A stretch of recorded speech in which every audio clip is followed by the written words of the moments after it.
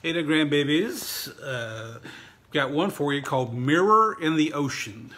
Mirror in the Ocean.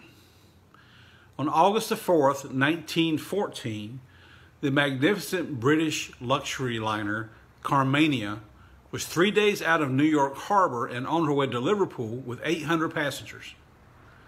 Shortly before midnight that night, she was approached by a British cruiser flashing this message in light signals. Carmania, war is declared. Darkened ship. Radio silence. These precautions were taken. The Carmania arrived in Liverpool at 8 a.m., August the 7th. At once, the British Admiralty assumed command. She, the Carmania, now in the service of the Royal Navy, would be converted into a warship. The conversion process was swift and efficient. A 4.7 caliber guns were installed, range 9,300 yards.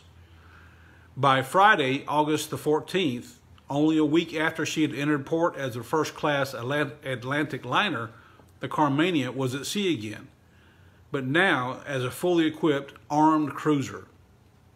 Her refrigerated stocks, originally intended for the passengers' meals, had been left on board. That included the best salmon and sole and fish and beef and eggs and fresh fruit and grouse, so the officers and the crew ate well.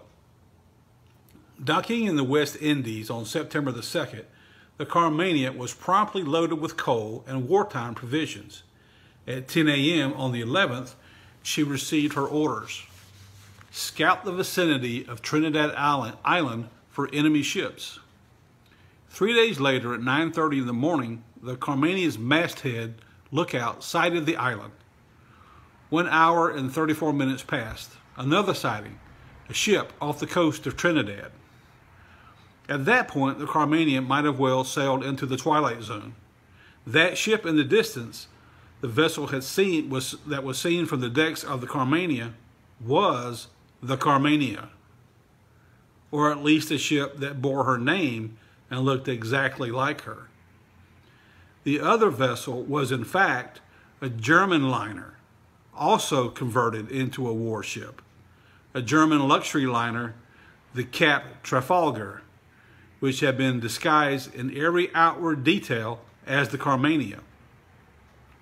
Considering the short-range guns would have been installed on the German ship, she could be effective in battle only if she could get close enough to the enemy. Made to look like the British liner Carmania, she, the German ship, could achieve this goal. Yet no one aboard the Cap Trafalgar might have predicted a coincidental mid-Atlantic meeting with the real Carmania. And that was the German ship's downfall. On September the 14th, the disguised Cap Trafalgar was attacked, crippled, and sunk by the real Carmania. But that's not the rest of the story. You see, the mirror in the ocean, encountered in disbelief by the Carmania, was a two-way mirror. Just as the Cap Trafalgar was redesigned even to the dismantling of one funnel to look like the Carmania was also redesigned and repainted so that she could get closer to the enemy. In the process, a dummy funnel was added to the British ship. That's right. When the two vessels met in the mid-Atlantic September 14th, 1914, each by coincidence was disguised in detail as the other.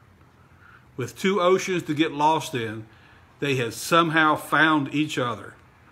And that is the rest of the story. Ha! Love you guys. Bye-bye.